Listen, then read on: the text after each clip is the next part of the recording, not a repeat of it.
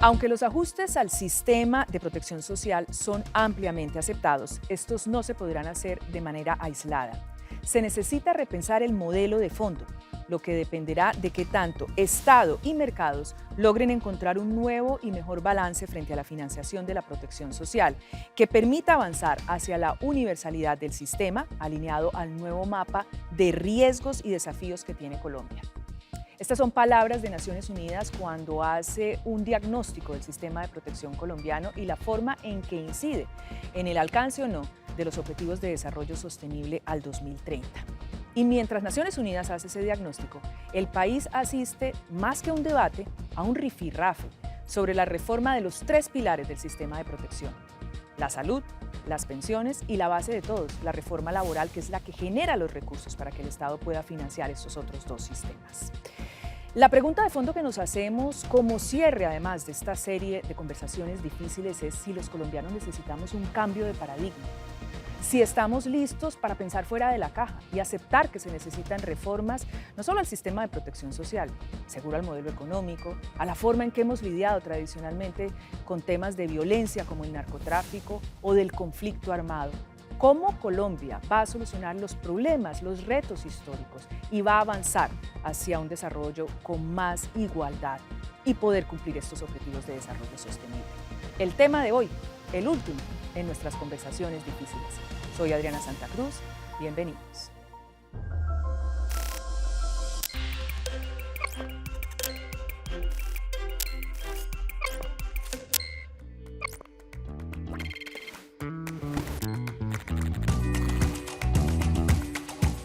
Y nuestros invitados del día de hoy, Carlos Vladimir Gómez, director del Programa de Estudios Políticos y Resolución de Conflictos de la Universidad del Valle, politólogo, especialista en Administración Pública, magíster en Políticas Públicas, doctor en Ciencia Política. Carlos Vladimir, gracias por aceptar esta invitación. A ti, Adriana, por la invitación y a todos los televidentes de Telepacífico.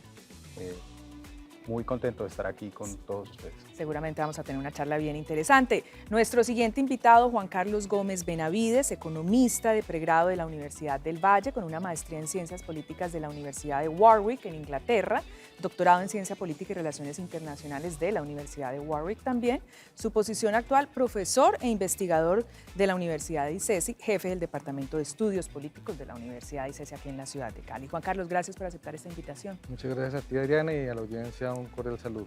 Bueno, vamos a hacer un análisis de lo que hemos ido recorriendo en esta serie de programas en conversaciones difíciles y con una gran pregunta que queda al final de todos estos debates, y arranco con usted, Juan Carlos.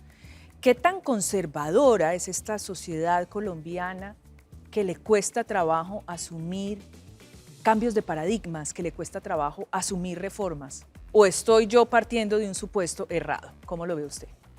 Pues la historia nos ha demostrado que realmente la gran mayoría de la población colombiana es una sociedad muy conservadora que le da miedo el cambio. Sí.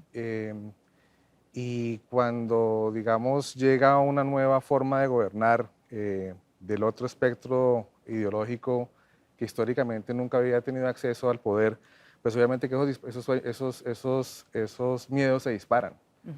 Y en ese sentido, pues cuando Petro llega al poder en este contexto y promete tantos cambios, tantas reformas, tantas cosas al mismo tiempo, son unas reformas bastante ambiciosas, bastante complejas, pues entonces se prenden las alarmas y todo el mundo empieza a decir, nos estamos saliendo del status quo, no nos podemos salir de esta caja que nos habíamos metido, y eso cuesta trabajo entenderlo.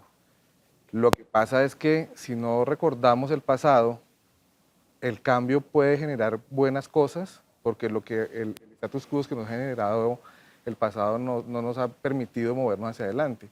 La democracia colombiana en los últimos 40 años está completamente estancada, no ha mejorado, tampoco ha caído, no significa que sea buena, pero está completamente estancada. Entonces, ¿por qué no darnos la oportunidad y por qué no tratar de permitirnos ciertos cambios importantes que la sociedad merita para hacerla más inclusiva, más pertinente y más hacia futuro? Entonces, cuando usted me dice que está estancada, ¿a qué se refiere y dónde están los indicadores que demuestren que está estancada? Porque siempre ha oído uno en la narrativa hegemónica que esta es una democracia muy sólida.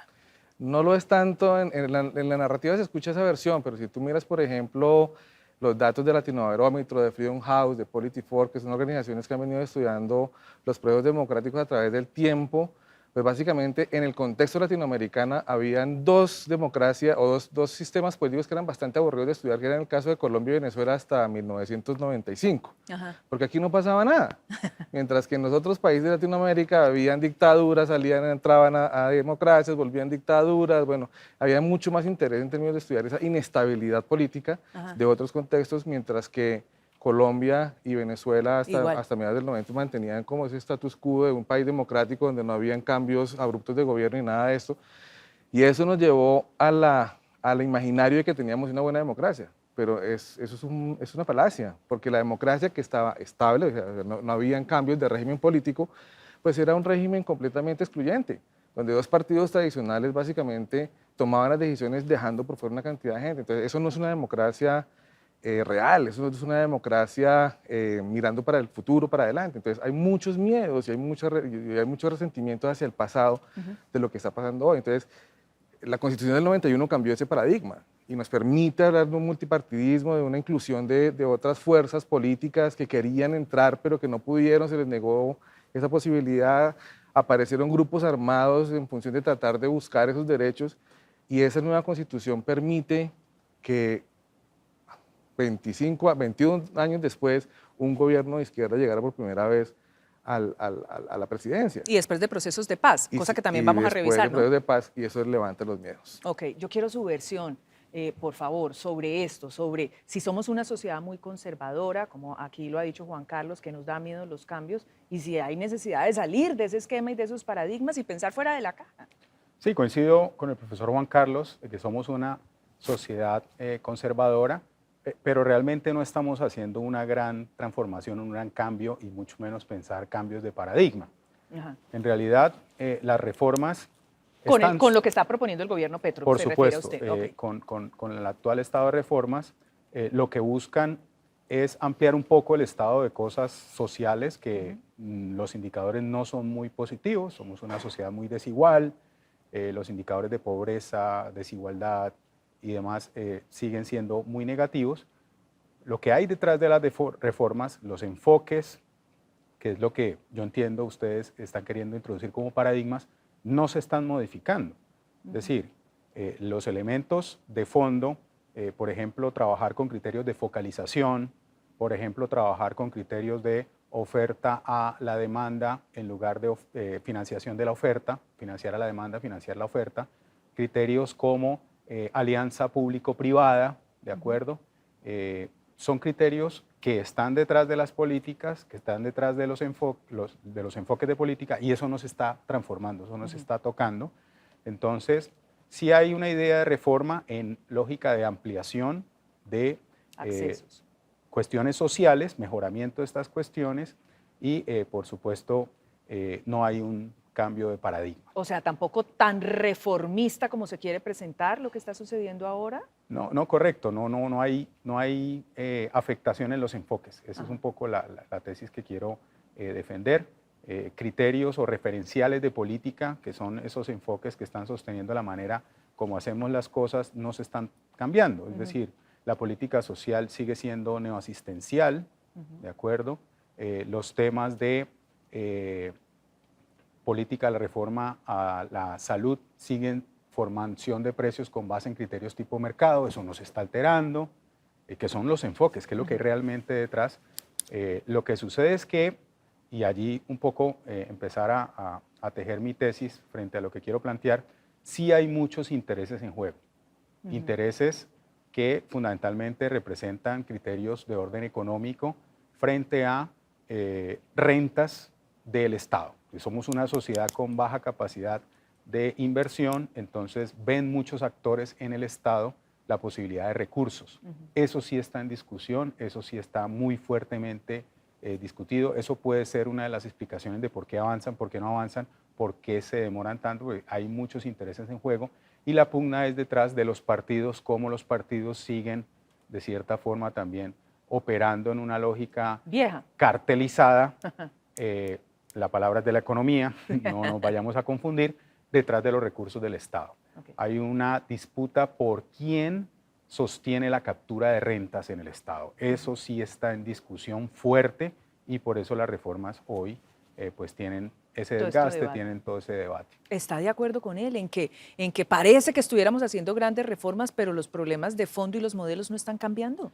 Sí, yo creo que en el fondo la apuesta de la promesa de cambio de Petro está basada en en la misma arquitectura política de los anteriores gobiernos, o sea, cómo construyó coaliciones fuertes para poder mover mis reformas. Y ese es el modelo de la usanza, de la vieja usanza de la política colombiana y de la política latinoamericana en general. Y creo que ese modelo de construcción de coaliciones para captar rentas políticas, en eso estoy de acuerdo con Vladimir, pues le funcionó a Petro al comienzo, cuando logró llegar a la presidencia con una coalición fuerte y muy cohesionada, pero que se le fue debilitando en el camino hasta un año y medio después, donde ya está luchando por tratar de salvar unas reformas que yo creo que han venido cambiando tanto, que ya no son las reformas que originalmente creía y proponía y que la gente estaba esperando se dieran. Pues las reformas que se están discutiendo hoy, las diferentes reformas, salud, pensión, laboral, la educación, son reformas que se están discutiendo hoy, pero que son muy diferentes a las que inicialmente Petro durante campaña prometió. Le bajó a la radicalización, por así decirlo, Correcto, y vuelvo a acudir a la narrativa popular. Correcto, le tocó negociar para poder tramitar las reformas. Y eso le ha costado mucho a Petro. Su nivel de popularidad ha venido cayendo dramáticamente, y particularmente en un contexto como el que estamos, que es Cali y el Valle del Cauca, donde tiene o tuvo un apoyo muy fuerte. O sea, si hubo unos responsables de que ganara Petro fue la región del Valle del Cauca. Y hoy los jóvenes, de acuerdo a Cali cómo vamos, de Cali están desencantados con lo que está pasando, porque el cambio que él prometió no se está dando. Entonces se está perdiendo mucha legitimidad. Pero mire lo interesante, porque entonces por un lado tenemos una sociedad que dice: yo lo quería a usted más radical, más reformista, quizás hasta más revolucionario, obviamente jugando dentro de las reglas de juego del Estado. Y hay otra sociedad que dice: ¿cómo se le ocurre ir hasta allá? Usted va a revolcar esto, no vamos a poder, lo bueno que hemos construido se va a ir. ¿Cómo conciliar esas dos visiones? Correcto, lo que pasa es que yo creo que hacer oposición es mucho más fácil que gobernar. No, total. Y Petro es un excelente opositor, pero ya cuando se enfrenta con lo que significa ser gobierno, se encuentra con unos frenos que no le permiten lograr lo que él quería lograr. Y entonces en ese sentido le toca empezar a negociar. No era sorpresa, ¿no? No, yo creo que conociendo el perfil del senador que conocimos. Claro, él lo conoce muy bien, sí. Pero claramente él pensó que iba a salirse con la suya en términos de generar esa coalición y mantenerla. La coalición empieza a pedir recompensas por esa lealtad, y eso se le empieza a desbaratar. Entonces, creo que eso no lo tiene no lo tenía como tan presente Petro en su momento. Pero, a ver, quiero... Sí, yo aportaría otro elemento que hay que considerar, y va en contravía de esa cultura de la inmediatez que tenemos en nuestra cultura política.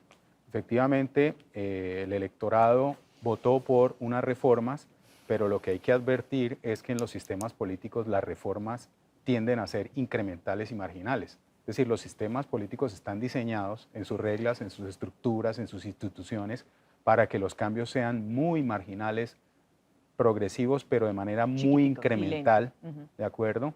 Y por ahí de pronto la percepción del electorado hoy es tan negativa en esa inmediatez. Sí, pensando que las cosas iban a cambiar, y ningún sistema en el mundo cambia de un día para otro. ¿Sí? Los cambios en política son excesivamente incrementales, esa es una fatalidad, tendríamos que decirlo, pero también para los sistemas hace parte de esa posibilidad de estabilidad. ¿Sí? Que el cambio no se produzca de un día para otro, sino hay reglas de juego para producir el propio cambio, que son estos 8 debates que tienen cada una de estas reformas, pero adicionalmente, pues, la posibilidad de la política que produzca efectos es en una lógica marginal incremental. ¿Y eso está bien o mal, o es lo que debe ser? Y es la lógica de los propios sistemas políticos. Es decir, los sistemas políticos tienden a ser conservadores, tienden a que sus instituciones más bien se cristalicen en el tiempo en lugar de estarse reformando. Sí. Si uno toma, como por ejemplo, el presidencialismo prístino, que son los Estados Unidos, y toma el número de reformas que se han hecho a la Constitución de los Estados Unidos, que tiene más de 200 años, encontrará que encuentra mucho menos reformas de lo que hemos hecho nosotros en 30 años. Total. Entonces ahí es un paradigma institucional de que las instituciones tienden a cristalizarse y cuando se cristalizan pues dan mejor regla de juego para el comportamiento y conducta de los actores. Entonces eso va en dirección de también conservar un poco el estado de cosas. Lo entiendo desde una teoría política, pero quisiera hacerle una pregunta y como poner en cuestión eso, que entiendo el planteamiento. ¿Y no será que eso ya no es necesario y empieza a ser una camisa de fuerza en un mundo hoy que necesita como sacudirse y avanzar más rápido? Por ejemplo, lo que le da pie a estos programas es revisar el cumplimiento de Colombia de los ODS al 2030. Es ya. Y estamos atrasados, todos, ¿no? Obviamente no Colombia, la pandemia tuvo una incidencia enorme y están tan atrasados que seguramente Naciones Unidas va a revisar esa meta. Pero es un poco como que los retos, los movimientos sociales, las lógicas globales empiezan a exigirle que de pronto esas camisas de fuerza no sean tan duras, ¿o no? La sociedad se mueve mucho más rápido que la Claro, política. sí. Eso es lo que sucede. La sociedad, los movimientos sociales, el campo popular, las organizaciones se mueven mucho más rápido que las instituciones y que los políticos que intentan traducir y transformar esas instituciones en beneficio de la sociedad. Entonces siempre vamos a tener a una política a la saga de lo que los movimientos sociales, de que la movilización social, la protesta, las demandas y la manera como la sociedad se mueve van más a la vanguardia que la propia política.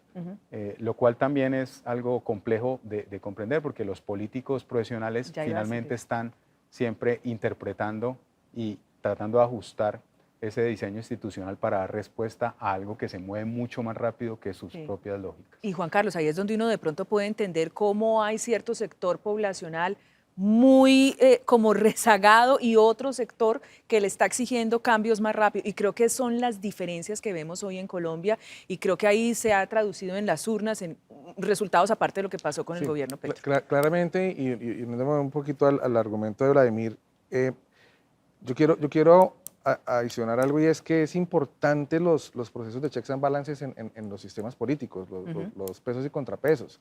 Entonces, cuando tú hablas de hacer más rápido el proceso para que esas reformas puedan llegar más rápido a las demandas que la gente tiene, eso es de mucho cuidado en términos de poder trabajar en un diseño institucional diferente, porque si se relajan mucho las reglas, podemos llegar a unos efectos no deseables dentro del sistema político, como por ejemplo que el presidente se convierta en el tomador de decisiones por encima del legislativo y del judicial. Entonces, es muy importante tener presente que, digamos, en el imaginario colectivo de la sociedad en su conjunto, quisiéramos que las cosas llegaran ya, lo que Vladimir decía, esa inmediatez, pero en el diseño institucional hay que tener mucho cuidado porque es que las reformas tienen que tener pesos y contrapesos para que realmente impacten, ¿no?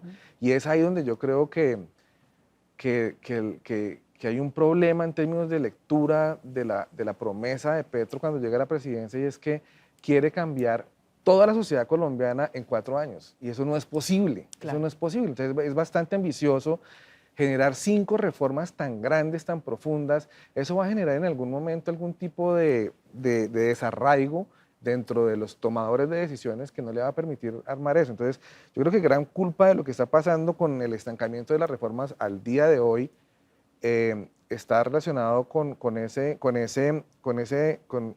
postura tan ambiciosa del presidente de tratar de generar cambios radicales en todos los sectores, donde yo creería que él debió haberse preocupado en priorizar 2 reformas. Sí, por ejemplo, algunos que dicen la laboral, que es la pieza fundamental, el sostén de las otras dos. Y de dos. pronto la salud también, pero meterse con pensional, con educación, con todo eso, no hay forma en 4 años de moverlas todas las reformas. Y yo creo que está perdiendo el foco. Y si uno mira, por ejemplo, el vecindario, que también ha tenido una serie de cambios y pendulares, además, si uno lo quiere en el espectro político, ¿será que hay lecciones que aprender allí? ¿Será que hay que mirar lo que está pasando para tratar de tener un diagnóstico mejor de lo que le sucede a Colombia? Los sistemas políticos son cíclicos, no son estáticos en el tiempo, son cíclicos. Entonces, en este momento estamos particularmente saliendo de lo que se llama en la literatura académica el pink tide de la democracia, o sea, donde muchos gobiernos de izquierda en el contexto latinoamericano han llegado al poder, y en este momento estamos dando un vuelco nuevamente hacia la derecha radical. Milei acaba de ser elegido en Argentina, en Perú, en Ecuador, bueno, en otros países del continente latinoamericano, de la región latinoamericana, están dando ese salto a la derecha. Entonces, porque parece ser que el modelo de la izquierda, del pink tide, tampoco trajo los resultados que la sociedad estaba queriendo. Entonces, claro, la sociedad se empieza a mover y dice, no, pues si no fue por la izquierda, entonces vámonos por la derecha. Lo que pasa es que Colombia nunca tuvo ese cambio Colombia va rezagado en esa al lógica. unísono del cambio en los procesos políticos. Entonces, hasta ahora Petro llega primer gobierno de izquierda en la historia política de Colombia. Ajá. Eso es una hazaña. Sí, claro. Y Petro lo ve de esa manera. Entonces, él cree que es como el salvador de todo esto y eso le ha costado muchísimo trabajo. No ha entendido que los tiempos en la política son lentos, las demandas son mucho más rápidas y él no va a lograr todo lo que se propone. Si él no se enfoca, si él no busca algo para poder dejar un legado y permitirle dejar las puertas a un gobierno de izquierda en el futuro, va a ser tenaz. Difícil que el péndulo de alguna forma regrese otra vez allá a la izquierda. Y yo le quiero preguntar aquí, porque ya aquí un diagnóstico de lo que está en el accionar del gobierno de turno de Gustavo Petro, pero miremos a la sociedad en ese contexto. También como, no sé, ¿cuál sería el diagnóstico de lo que le pasa a esa sociedad colombiana en este gobierno de Gustavo Petro?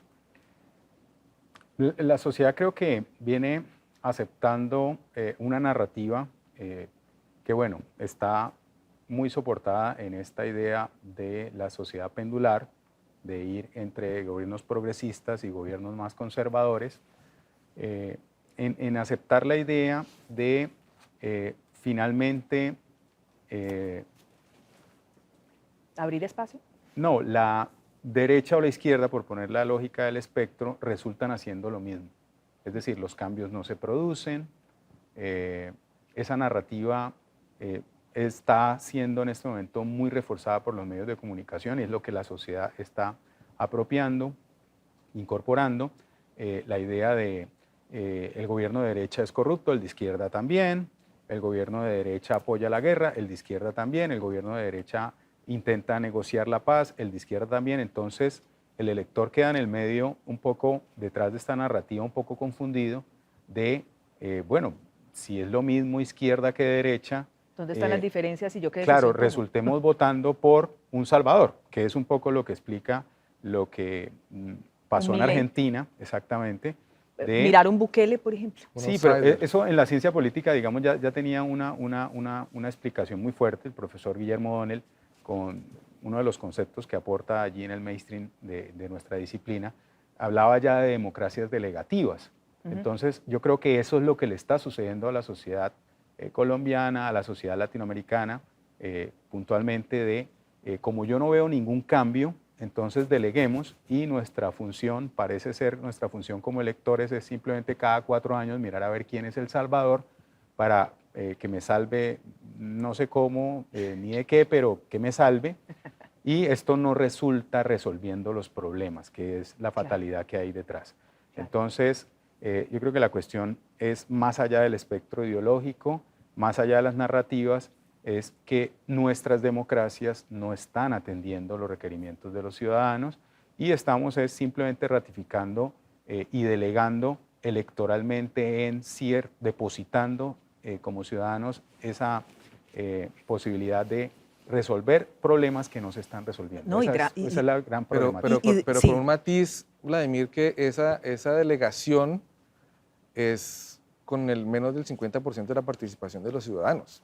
O sea, que por otro lado se está dando un desencanto y yo no hago nada. Yo no quiero participar de esto no me representa. Y no solamente en Latinoamérica, en Europa ahorita los jóvenes, los viejos están desencantados con lo que está pasando. O sea, estamos en una crisis de la democracia en este momento. O sea, desde hace 5 años para acá venimos de una crisis franca de la democracia donde los populismos, las visiones fuertes, los mesiánicos, un gobierno que no necesito controles, que no necesito pesos y contrapesos, sino yo puedo solo, un mesiánico, parece que es la respuesta que la gente está esperando y eso puede ser más grave que la propia enfermedad. Y en esas crisis de la democracia, miremos más allá de Latinoamérica, estábamos hablando ahora que en el balance frente a las dictaduras como que no vamos ganando también ahí en mayor democracia, ¿no? Sí, suponemos que la democracia es el mejor sistema extendido en las diferentes latitudes, es el mejor sistema, que trae más bondades, pero pues en realidad si uno ve el balance de los regímenes a nivel global, pues la democracia sigue siendo deficitaria, tenemos un número de países importantes y en crecimiento en gobiernos no democráticos, autoritarismos, un poco también de dictaduras, totalitarismos menos, ¿de acuerdo? Autocracias no existen, que sería como el total antónimo de la democracia, pero sí hay en el mundo entero un desencanto en la democracia, una suerte de restricción por parte, y esto tiene que ver con la cultura política democrática, de los valores y de los principios de las libertades. Entonces, las libertades públicas hoy del ciudadano global se restringen a cuestiones muy banales y muy cotidianas y casi que se resuelven en el plano individual y no colectivo. Entonces, poco le interesa a un ciudadano que le restrinjan, por ejemplo, la movilidad.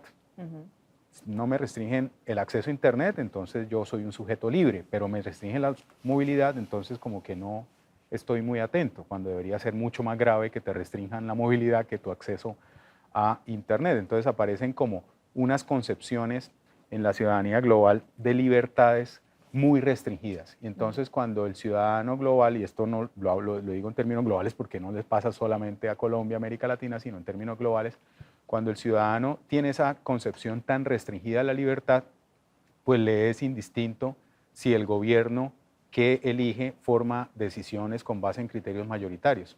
Si simplemente a mí no me afecta en mi esfera individual, en mi restringida concepción de libertad, pues que esté quien esté en el gobierno, eso no me interesa. Entonces, eso sí viene pasando a nivel global. Claro, pero al mismo tiempo uno ve movimientos sociales como fortalecidos y reclamando otras agendas con mucha premura al mismo tiempo, ¿no? Correcto. Cuando la mira del ciudadano global, yo creo que es importante matizar un poquito el concepto en el sentido que esas prestaciones de libertades y derechos que ofrece la democracia son de diferente grado dependiendo del contexto que estemos mirando. Entonces, si estamos hablando de libertades y derechos en Europa Occidental, con relación y comparándolas con Latinoamérica, con África, pues vamos a tener que aquí hay muchas más restricciones de esos derechos y libertades comparado con Europa. Entonces, el ciudadano europeo tiende a ser un poquito más, le duele un poquito más lo que pase con la política y está mucho más pendiente de hacerle control a lo que está pasando con la política que el ciudadano latinoamericano, y en el extremo final de ese control, en el caso africano. Entonces, claro, es importante matizar eso. ¿Y por qué lo digo? Porque es ahí donde yo creo que radica la importancia de lo que puede pasar con el sistema político hacia el futuro, y es la cultura política.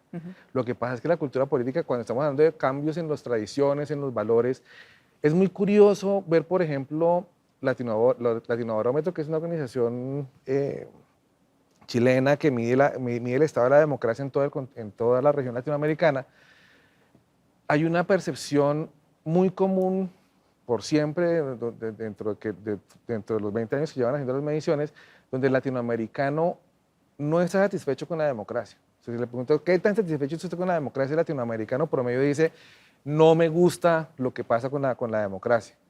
Y uno dice, bueno, si están insatisfechos, entonces quisieran tener otro tipo de gobierno. Pero cuando les hacen la pregunta no de satisfacción, sino de apoyo a la democracia, ellos dicen, no, a pesar de que la democracia no me está dando los resultados, yo prefiero un gobierno democrático a uno no democrático. Pero estaría dispuesto a negociar mis libertades si ese sistema no democrático me cubre mis necesidades básicas insatisfechas. O sea, si yo soy una persona que no tengo recursos, no tengo cómo llevar pan a mi mesa el día de mañana, y llega un gobierno y me dice, yo le prometo a usted manutención por el resto de su vida, a cambio de sus libertades, yo le digo, ¿dónde le firmo? Entonces, eso es un problema para la sociedad latinoamericana. Claro. Pero esa misma pregunta, si se la hace a un ciudadano alemán, dice, no, yo no negocio mis libertades, porque ya tienen las necesidades básicas satisfechas. Han tenido otra historia en eso, Entonces, es importantísimo matizar eso, porque es que acá, y el gran aporte que Latinoamérica le ha dado a la ciencia política es el concepto de populismos. Eso es muy raro por fuera de Latinoamérica ver populismos. En Latinoamérica es nuestra historia. Por eso Colombia y Venezuela eran tan aburridos de estudiar, porque aquí no existía esa figura hasta mediados del siglo pasado, hasta mediados de los años 90 del siglo pasado. Entonces, eso es importante tenerlo. Si queremos reformas, hay que pensarlas en términos de largo plazo, como un poquito más pausadas, no cambiar todo el sistema de una, porque eso no va a ser posible. Pero mira, bajarle las expectativas. Claro, y ya que empezamos a hablar, por ejemplo, de lo que sucede en Europa versus lo que sucede aquí, hablamos de estas reformas, me llama la atención, por ejemplo, cuando en Europa le van a tocar el sistema de protección social. Esto queman hasta a las fábricas, hasta los locales de Louis Vuitton. Francia es un buen ejemplo de eso. ¿No? Correcto. Y yo le tiro los carros de basura, no me importa.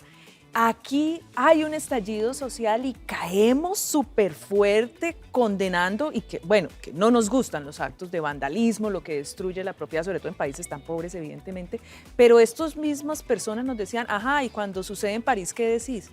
¿Cuál es la diferencia si están también como reclamando derechos de su sistema de protección social también? Sí, la protesta es un derecho fundamental que todos los ciudadanos del planeta debemos tener, garantizar. Pero es muy diferente a la destrucción. La protesta no debe llevar a eso. Okay. En Europa estamos viendo ese fenómeno también, sí, sobre todo de poblaciones migrantes que están llegando a los países donde sus sistemas de protección están en decadencia. Y la protesta con violencia se está volviendo en un mecanismo donde aprovechan esos personajes políticos de la extrema derecha o de la extrema izquierda, dependiendo del país que estemos mirando, para decir, mire que aquí el Estado no está llenando estas demandas, yo soy El Salvador y por lo tanto puedo saltarme todos los pedos y contrapedos, y eso es lo que está pasando con la crisis de la democracia que estábamos hablando más temprano. Eso es lo que está pasando, pues, efectivamente. Entonces, ¿cómo cambiar esa cultura política de poder entender que en una sociedad todos tenemos derechos, todos tenemos libertades, y cómo hace el gobierno para que los outputs que ofrece a través de las políticas públicas garanticen de alguna medida unos beneficios para todos, no para una minoría? Yo quisiera notar en relación a la pregunta anterior también el tema de por qué el joven destruye, porque a veces nos parece eso como muy salido de tono, por supuesto, el valor público y todo lo que nos cuesta generarlo. Pero claro, en todas las sociedades hay destrucción de valor público, y también poco referido al comentario anterior que Juan Carlos matizaba, y es pensando en esas nuevas generaciones y lo que esas nuevas generaciones creen de la democracia. Mi comentario de las libertades y esa noción restringida a la libertad, estoy pensando más en mis estudiantes que en realmente el ciudadano que tenemos o vemos como ese ciudadano modelo de la democracia que sale, vota, participa, se levanta temprano el domingo de elecciones. No, estoy pensando en esas nuevas generaciones, y las nuevas generaciones sí van en un descrédito de esas instituciones, se manifiestan con profunda violencia porque ha sido violento también el trasegar, el corto trasegar que han tenido en sus historias, en sus vidas. Entonces, es un poco la sociedad de la ira. Yo respondo de la misma forma como la sociedad me alberga. Y en ese sentido, ¿qué hemos hecho, por ejemplo, nosotros por nuestros jóvenes? ¿Qué política pública o qué programa realmente ha tenido transformaciones para incorporar a esta población en los diferentes circuitos, no solo productivos, sino también sociales, económicos, culturales? Es bastante restringido.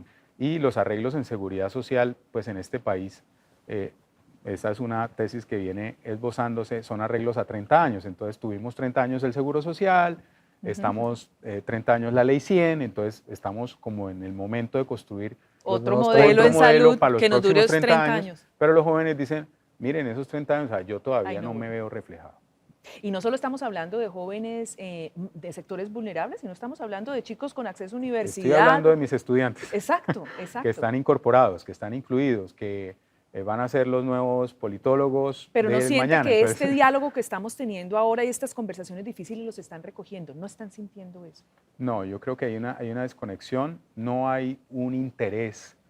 Los jóvenes han sido una población, un grupo poblacional, una población objetivo, llamamos en política pública, que se ha caracterizado por dos elementos. Una valoración social positiva, claro, porque el joven es el futuro, hay que cuidarlo, miremos cómo, pero el capital político ha sido bajo. Entonces, buena parte de la explicación de por qué las políticas y los beneficios se distribuyen hacia ciertas poblaciones está recayendo más sobre el capital político que se tiene sobre esa población objetivo que la valoración social que se tenga de esa población. Entonces, nadie habla mal del joven, pero dígame, ¿qué estamos haciendo por los jóvenes? Sí. Y los jóvenes por sí mismos tampoco, porque ese tema de somos el futuro los trasnocha, y cuando uno está trasnochado pues no puede hacer las cosas muy bien, tampoco no resuena con se ellos. Organizan, tampoco, sí. Y la protesta ya es con ira, desmandada, a romper todo porque hay desesperanza también. Entonces yo acabo todo porque igual esto que llamamos todo no es nada para mí. Entonces no me da lo mismo acabarlo que dejarlo. Yo quiero ahí tu... Pero por tu el otro lado también hay que darle un poquito como creo que de esperanza de las poblaciones jóvenes, porque creo que efectivamente los jóvenes hoy en día no creen en las instituciones políticas como fueron diseñadas hace 30, 40 años, que no lo representan claramente. Pero hay nuevas formas de participación política, no necesariamente a través del voto. Entonces los jóvenes se están organizando, ¿no? Ahora hay más jóvenes que están como pensándose, bueno, ¿qué vamos a hacer? ¿Cuáles son nuestros emprendimientos? Yo no necesito de un Estado para que me dé subsidios, sino yo como mismo me puedo desarrollar, etcétera, etcétera. Hay muchos movimientos sociales, hay muchas organizaciones de base que están construyendo cosas muy interesantes y que debemos verlas también como formas de participación política. Lo que pasa es que en la narrativa general creemos que participar en política es votar, y no necesariamente. O sea, decía yo anteriormente, el 50% de la población, un poco más del 50% no vota en Colombia. Y entonces, ¿qué está pasando con ese otro porcentaje que no está votando? ¿Está desencantada de la política? Sí, pero están haciendo política de otra manera. Entonces, nosotros como politólogos, los políticos, los gobernantes, tienen que saber leer eso que están haciendo los periodistas, los nuevos jóvenes, los periodistas, para poder mirar cómo enfocar esos esfuerzos autónomos, muy desde la vivencia, la ¿no? vivencia de lo que está pasando, para poder generar políticas públicas que apoyen eso. Y yo creo que si los jóvenes se ven relacionados con eso y dicen, no, este gobierno me está viendo, me está escuchando, y eso puede mover la agenda política hacia futuro. Lo que pasa es que en nuestros contextos eso no está pasando. Y no estoy hablando de Colombia, estoy hablando de Latinoamérica en general. El Brexit en Inglaterra, en el Reino Unido, se salieron de la Unión Europea porque los jóvenes no votaron. Y cuando se dieron cuenta del resultado, los jóvenes dijeron, miércoles, ¿qué hicimos? ¿Cómo fue que no votamos? Y claramente es desinformación. Claro. Entonces, ¿cómo los partidos políticos pueden empezar a generar otras estrategias de vinculación para que los jóvenes se sientan vinculados a ellos, partícipes de ellos? Eso es algo que, por ejemplo, las nuevas tecnologías de la información facilitaría eso. Lo que pasa es que nuestros partidos políticos todavía no se la han pillado y no han querido mirar. Parece un diálogo como de viejos y jóvenes aquí. Exactamente, hay una si lo queremos hacerlo clarísima, reduccionista, pero metafóricamente. Y además creo que Naciones Unidas en este documento que sirve para estos programas, una agenda común por Colombia, reconoce que la protesta social, porque obviamente es un documento hecho después de pandemia, después del estallido, reconoce que la protesta social al menos abrió un espectro de interés de los jóvenes por un nivel de participación, que es muy incipiente, pero que los jóvenes por ahí empiezan y que hay que desarrollar eso. Y es nuevamente cuando uno le hace la pregunta a estas sociedades conservadoras, hemos transformado la forma en que vimos, por ejemplo, esos episodios en ese momento a todos estos años que han pasado, 2 años, para tener unas nuevas lecturas y aprovechar lo que de ahí surgió, o somos también tan conservadores que ni siquiera queremos darle una releída a eso. Adriana, pensemos en retrospectiva, el movimiento de la séptima papeleta puede ser visto como una protesta social en ese contexto, en ese momento, que llevó y nos representó a todos de una nueva constitución en el país. Total. Entonces, y abrir una inclusión a los... ¿Por qué no pensar que estos nuevos brotes sociales pueden ser también vistos de una manera positiva, como abren los ojos, gobierno, lo que están haciendo no nos está representando, replanteemos la forma como está haciendo la política y poderlos incorporar al sistema para alcanzar unos objetivos más claros? No, incluso eso que usted dice, y quiero ahí como interpelarlo para la discusión, séptima papeleta, que además se da posterior de una guerra, que hay una firma de paz con el M-19 y que se abre un espectro que hoy, ¿cuántos años después? Permite que un miembro de esa guerrilla que firmó hoy sea presidente. Imagínese todo lo que ha pasado. O la alcaldesa de Bogotá. De Bogotá, exacto. Y la pregunta entonces que nos hacemos ahora es, ¿y por qué no pensar que los acuerdos del 2016, sobre los cuales también hubo toda esta cantidad y sigue habiendo de críticas enormes, puede hacer una apertura a nuevas formas donde se recojan, por ejemplo, estos sentidos de los muchachos? Sí, el desafío es ese. Lo que sucede es que pues, ¿nos demoramos 20 o 30 años en reaccionar? Sí, claro, los jóvenes de la séptima papeleta ya no son los jóvenes de la séptima papeleta. Son los viejos. Ya estamos viejos aquí sentados. Y si hablamos de representación en instituciones, pues claro, las generaciones que hoy están llegando a las nuevas formas de participación política tampoco estuvieron en esa construcción o diseño institucional. A ver, digamos, también como por no dejar un matiz tan negativo. Sí, efectivamente la sociedad intenta incorporar por múltiples vías, aunque aquí particularmente en el Valle del Cauca tenemos ese enorme desafío de que pues el empresariado empiece a creer más en las instituciones, en los actores políticos, en grupos diferentes a los propios empresarios. Y allí estarían en esos grupos, por ejemplo, los jóvenes. ¿Sí? Es necesario allí, hay unas apuestas, hay unas propuestas interesantes que hay que seguirle, claro, hay que seguirle haciendo seguimiento, pero yo me referí hace un momento en el comentario a precisamente formas de participación que generen incidencia en los procesos de decisión. Claro, y en porque claro, que el joven piense hoy ser un empresario y ser exitoso, eso está muy bien, y ojalá le vaya muy bien a todos los jóvenes, pero la realidad es que la mínima parte de ellos logran realmente tener estos emprendimientos exitosos, de las iniciativas llamadas startups, que son las que hoy generan, de 3.000 sobreviven no más de 100, entonces eso es una cuestión. ¿Y qué pasa entonces con los otros 2.900? Ese desencanto que está pasando allí. Claro, entonces yo creo que la discusión, como es de reformas, de incidencia, cómo formamos las decisiones en democracia, cómo los jóvenes se incorporan a esa formación de decisiones, sí estamos en un enorme déficit. Sí, déficit. Los partidos políticos, y esto lo reitero, y está en la literatura y lo confirma el caso colombiano, están solo pendientes de los recursos del Estado.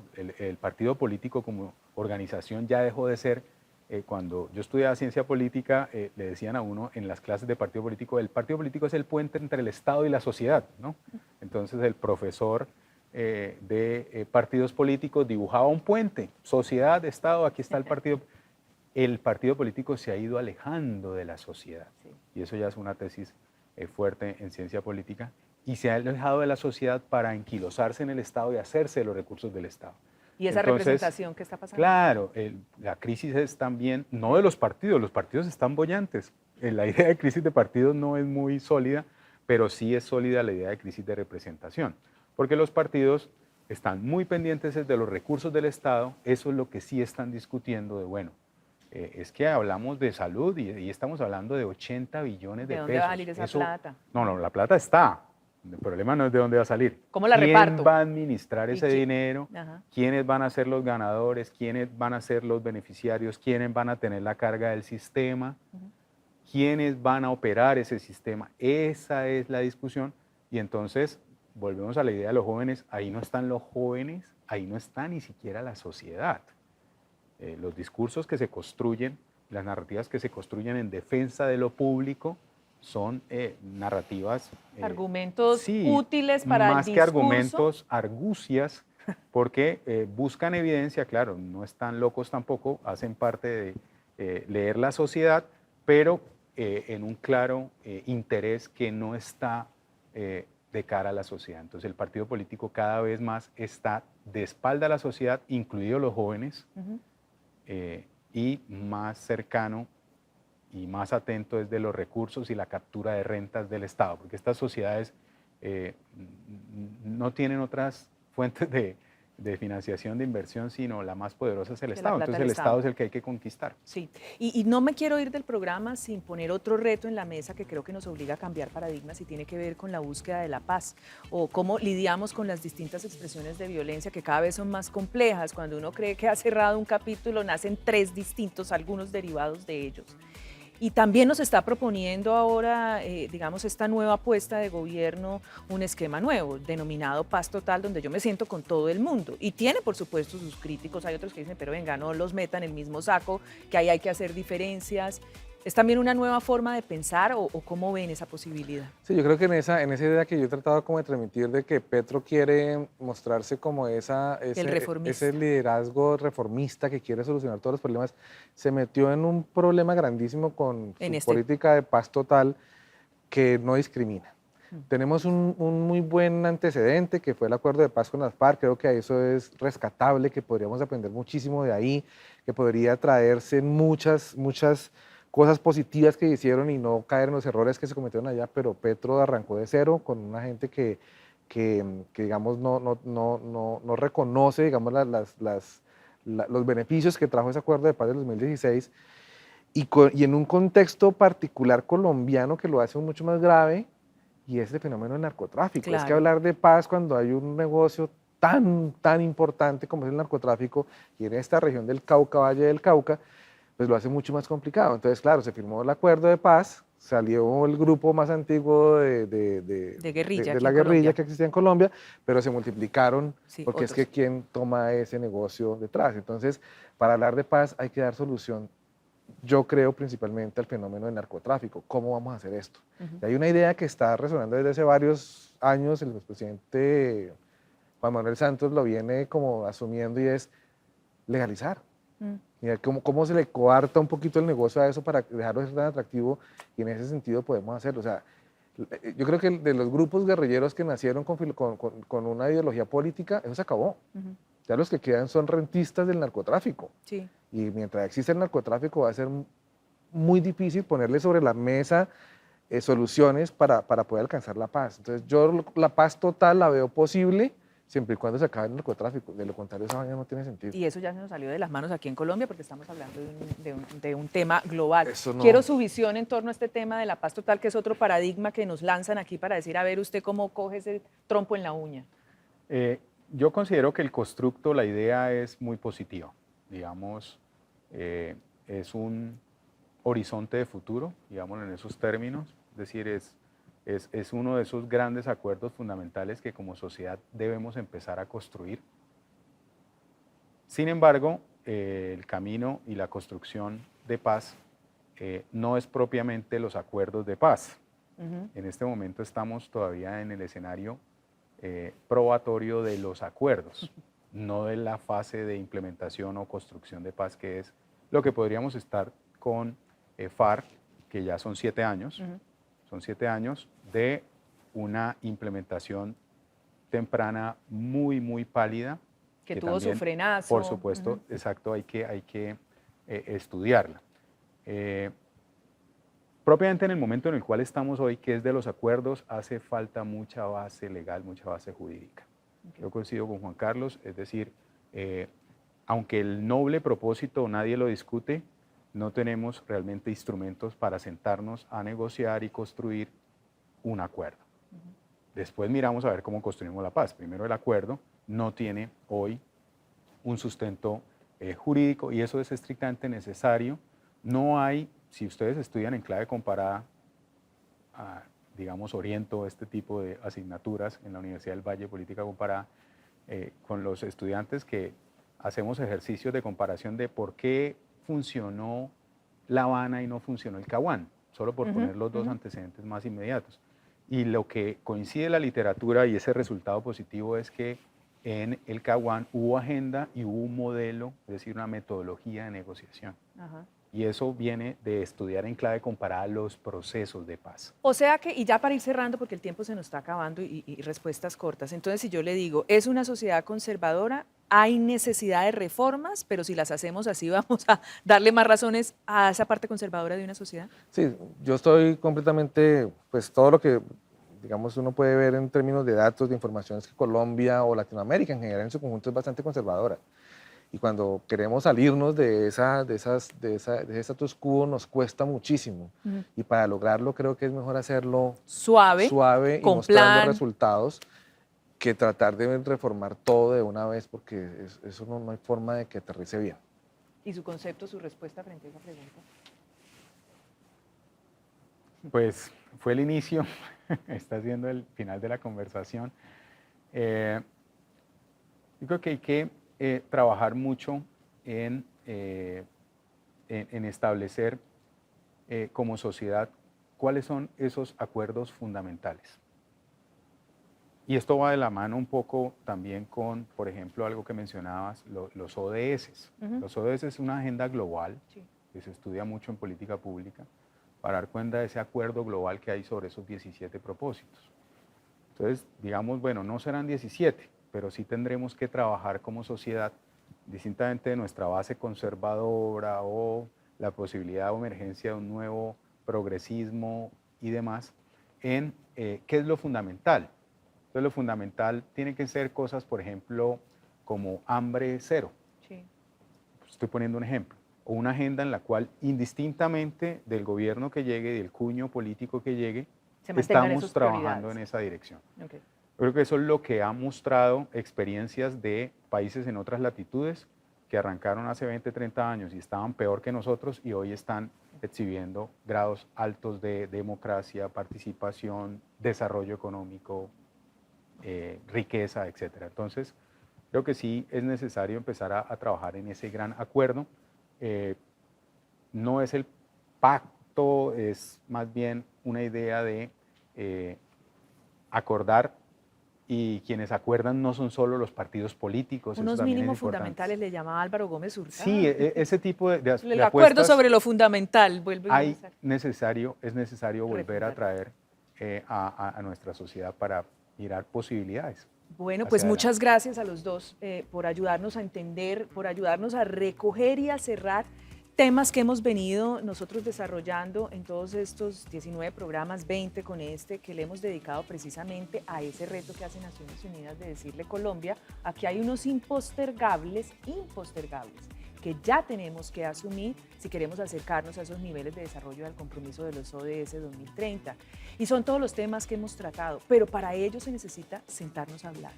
Realmente hacer un esfuerzo democrático por entender al otro, aceptar al otro que es diferente. Hemos logrado sentar en estos programas visiones distintas, quienes antiguamente fueron enemigos incluso en la guerra, y hemos podido tener estas conversaciones difíciles. Y creemos que por ahí es la clave. ¿Nos falta mucho? Sí, pero si nos sentamos a hablar podemos ir de la mano.